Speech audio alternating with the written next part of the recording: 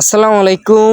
তো মুরগির খামারে মুরগি বিক্রি করার পরে আপনারা যে ভুলগুলা করলে আমার মতন বিপদগ্রস্ত হবেন সেটি আজকে এই ভিডিওর মাধ্যমে বলার চেষ্টা করব। আমি কঠিনভাবে বিপদগ্রস্ত হয়েছি আগের বার মুরগি ওঠানোর পরও এখন এবারও দেশি মুরগিগুলো এই বিপদটা হয়েছে। সেটা হচ্ছে যে আমার মুরগি খামার আমি ওই টাইগার মুরগিগুলো বিক্রি করার পর আমি চুন দিছি, মানে ব্লিচিং পাউডার দিছি, পটাশ সব কিছু দিছি। দেওয়ার পর আমি 1 সপ্তাহ অথবা 10 দিন রাখি নাই কেন, এটি হচ্ছে আমার সবচেয়ে বড় একটা ভুল। তো এই ভুলের কারণে আমি বিপদগ্রস্ত হয়েছি। 1 সপ্তাহ 10 দিন অবশ্যই রাখবেন, সেই কারণে আমার এই মুরগিগুলোরও রানীক্ষেত হয়ে গেছে। তো আল্লাহ যেন ভালো করে দেশে, আপনারা সবাই দোয়া করবেন।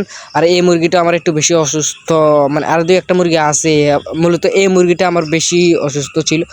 তো এই মুরগিটা, এগুলো হচ্ছে আমাদের বড় মুরগি। আমরা এরকম 4টা মুরগি কিনছিলাম। আর এটা ঠোঁটটা দেখেন, এক ধরনের প্রতিবন্ধী মানুষ আছে না, যে ঠোঁট কাটার মতো একটা প্রতিবন্ধী মানুষ আছে, ওই রকম আর কি। মূলত যে দেখেন ঠোঁটটা একটু বেঁকি হয়ে আছে। তো এই আর কি, এই ভুলগুলো আপনারা করবেন না।